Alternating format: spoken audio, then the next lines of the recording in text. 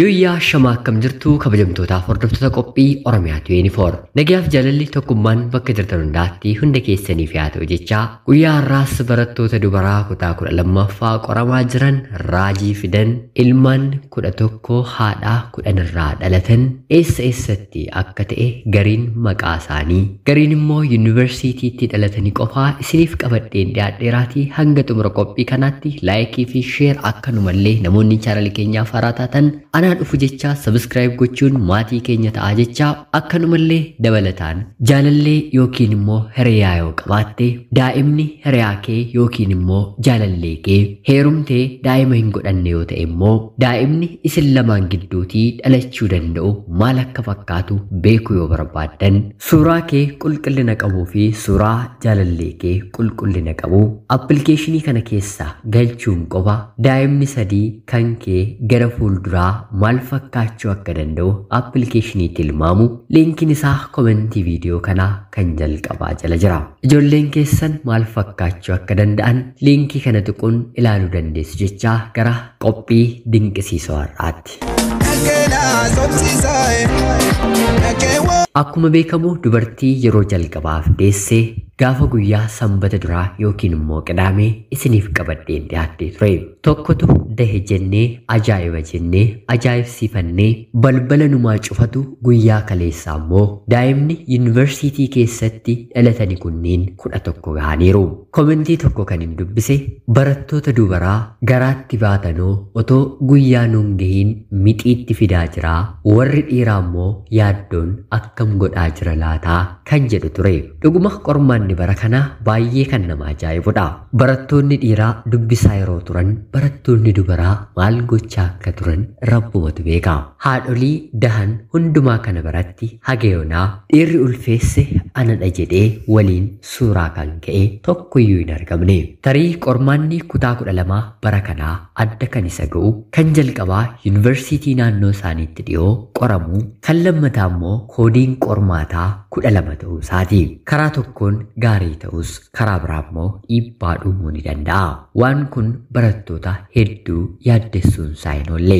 Sababa kanaafis fakkaata dubartoonni kunniin digirii barnootaa otoo hin jalqabiin digirii daa'imaa kan jalqabanii. Sanuu immoo ammallee barattoonni qormaata seenan walakkaatti saayinsii hawaasaatiin yeroo booddee dhufu. Isaan irraallee akkanuma daa'imni argamuu ni danda'a ta'a. Hundumaaf barattoota kutaa 12 qorumsa kana fudhachaa jirtan qorumsi kun qorumsa gaarii carraa gaarii isiniin jecha barattoonni dubartootaa 10 daa'ima kana dahan kan jalqaba irratti dhagahamte godina Harargee lixaa burqaa diimtuurraa barattuu Sigaradaa Abarraa gara yuunivarsiitii Direedawaatti erga imaltee booda ciniinsuun ishee yuunivarsiitii erga deesseetti dhufee yaaddoo fi ciniinsuun hospitaala Dilcoorraatti daa'ima kana nagaadhaan akka hiikamtu rabbi ishee gargaareera. Sigeereedhaan ilma dhiiraa deesse. Lammaffaa irratti daa'ima kan argate barattuu Geexee Baqqalaati. Godina Horroo Guduruu Wallaggaa aanaa Jimmaa Raaree mana barnootaa Godaa Biloo sadarkaa lammaffaarraati qormaata qoramuu yuunivarsiitii Amboo seentee otoo jirtu hospitaala Riiferaalaa yuunivarsiitii Ambootti intala dubaraa doph gootee jirti. Kan nama ajaa'ibu kan sadaffaa irratti argattedha. Akka carraa ta'ee maqaan ishee toora sooshaal miidiyaarra hin jiru. Barattuun kun gara yuunivarsiitii Bulee Horaatti erga imaltee booda ilmaan daa'ima lakkuu ta'aniin waaqayyo ishee hiikeera. Tokko komentii jalatti akkana jechuun barreessa. Dinnicha dhaabanii timaatimii biqilchuun maal kan jedhanidha. Dubbisaa bahanii ilmaan horachuu akka jechuuti. Barreeffamni gara biraaniin dubbise immoo barattoonni kutaa 12 bara kanaa ta'e jedhanii pirezidaantii mootummaa naannoo Oromiyaa obbo Shimallis Abdiisaa aarsuuf tooftaa dhaatanidha. Hin dahiinaa hin falaffaliinaa jedhee isatu dubbate miti. Kunoo diris biyya kanaaf deebii kan deebisu barataadha jedhee barreesseera. Kan shanaffaan yuunivarsiitii Booranaatti barattuu Qabbannaa Boonayaa Jiloo kan jedhamtu yuunivarsiitii Booranaa keessaa erga seentee booda isheen illee intala dubaraa argatteetti. Ministeerri barnootaa Piroofeesar Biraanuu Naggaa jedhama.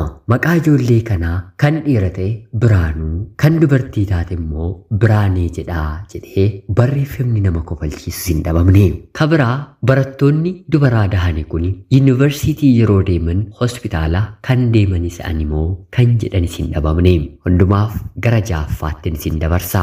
Qormaataaf yuunivarsiitii Wallaggaa kaampaasii Naqqamtee dubartiin deemte daa'ima ja'affaa godhatteetti. Dhiironni haati manaan isaanii yuunivarsiitii deemanii akka hin baranneef shira jalqaba xaxanidha. Haa ta'uutii garuu dubartoonni kun duubatti hin deebine murannoodhaan hanga dhumaatti falmatanii daa'ima isaanii dahaniiru jedhamee dubartii kanaaf immoo dubbatameera. Torbaffaan naannoo Gaambeellaatti kan ta'e yeroo ta'u qormaata qoramuudhaaf yuunivarsiitii seentee barattuun kunis daa'ima torbaffaa dub gooteetti. Dubartoonni hedduun otoon ulfaa'een daa'ima torbaffaa kana arganii ciniinsuun isaan qabaa jira. Si'a kana daa'imni akkanumatti waan dhalatu isaanitti fakkaateera. Guyyaa dhalootaa jennamoo guyyaa qormaataa jennaree ijoollee dhalatanii kanaaf jedhee barreeffamaan kan nu bohaarsallee hin dhibne.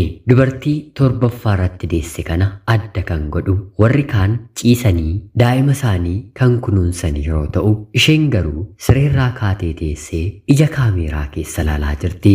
Dubartoonni Gaambeellaa cimoodha jedhamu mitiire cimtuu ta'uu ishee mirkaneessuuf fakkaata. Inni dhumaa 8ffaa fi hanga 11ffaa kan jiru hundumtuu yuunivarsiitii tokkotti kan ta'edha. Barattoota dubaraa naannoo kibbaarraa gara yuunivarsiitii naannoo Wacaamootti qoramuuf imalantu ijoollee 4 godhatanii baay'ee nama ajaa'iba. Rakkoon barana Oromiyaa keessadha jennee yaadaa otoo jirru dhumarratti immoo naannoo kibbaa sanuu yuunivarsiitii tokkotti barattoota 4 barattoonni dubaraa kun argatanii hundi isaaniiyyuu heerumaniiru hin heerumne wanti beekamu hin jiru.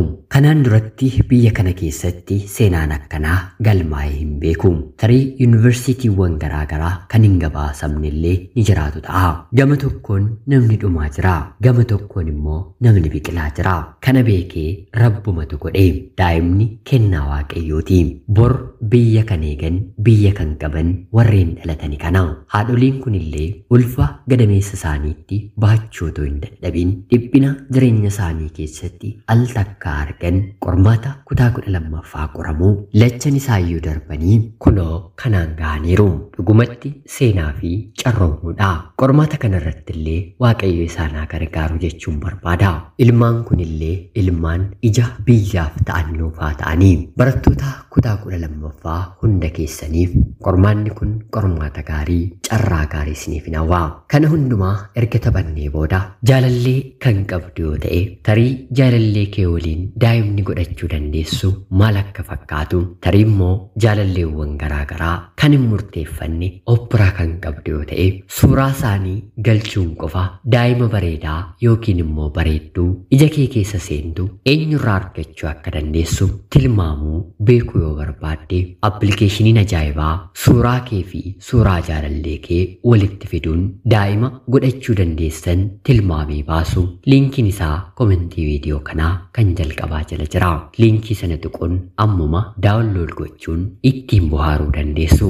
Qophiin ganama kanaaf isiniif qabaddeen dhiyaadhe kanuma fakkaatti. Hanga yoonaatti yeroo keessan naaf kennitanii dhaggeeffachaa bohaaraa turuu keessaniitiif guddaa galatoomaa jechaa qophii gara biraatiin hanga walitti deebinutti bakka jirtan maraan turtii gaarii.